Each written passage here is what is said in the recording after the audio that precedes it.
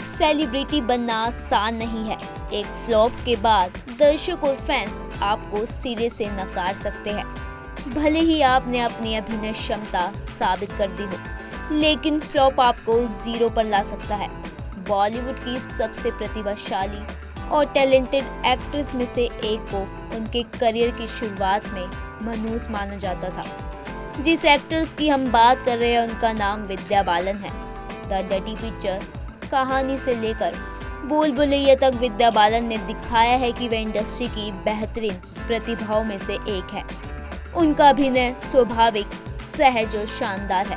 अपने करियर की शुरुआत में मोहनलाल के साथ उनकी फिल्म बंद होने के बाद विद्या बालन को अनलकी और मनहूस करार दिया गया था। इंडियन एक्सप्रेस के एक इवेंट में पहुंची विद्या बालन ने बताया, ईमानदारी से बताऊं तो हाँ, मुझ पर जादू टोना हुआ था।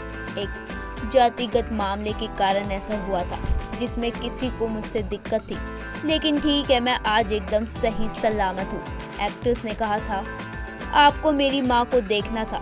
जब मैं भी दर्शन के लिए बाहर निकलती थी तो वह पहले मुझे सिर से पाँव तक देखती और पूछती थी कि क्या मेरे इस तरह से तैयार होकर जाना सही है। अचानक से मेरा कॉन्फिडेंस खो जाता है क्योंकि मैं उनको घबराया हुआ देखती थी। सच कहूँ तो मेरे भारी शरीर और उस पर पहने कपड़ों के कारण था। किसी के बाप का क्या जाता है। विद्या बालन ने आगे बताया कि कैसे उन्हें रिजेक्शन झेलना पड़ा। लोगों ने उन्हें मनहूस कहा था और दर्जनों फिल्मों से निकाल दिया गया था। एक्सप्रेसो में बात करते हुए विद्या ने कहा, रिजेक्शन के कारण मैं 3 साल तो एकदम टूटी हुई थी। आगे बढ़ने की क्षमता भी खत्म हो गई थी, लेकिन मेरे अंदर की भूख इतनी थी कि वो बाकी सारी चीज़ों पर भारी पड़ गई। इसलिए मैं हर रात बिस्तर पर रोते हुए जाती थी, लेकिन खुद से कहती थी कि ठीक है, आज आखिरी दिन है जब मैं हार नहीं मान रही। लेकिन अगली सुबह मैं तुरंत सही जगह पहुंचूंगी और वह एकदम सही होगा। ऐसी चीज़ें बदलने लगी। विद्या बालन की 2 मलयालम फिल्में बंद हो गई, जिसके बाद इंडस्ट्री में लोगों को विश्वास हो गया कि वह मनहूस है। उन्होंने बताया, ऐसे लगभग 1 दर्जन फिल्में थी जिनमें मुझे रिप्लेस कर दिया गया। इसके अलावा एक तमिल निर्माता ने उनकी कुंडली भी जांची और निष्कर्ष निकाला कि वह मनहूस थी।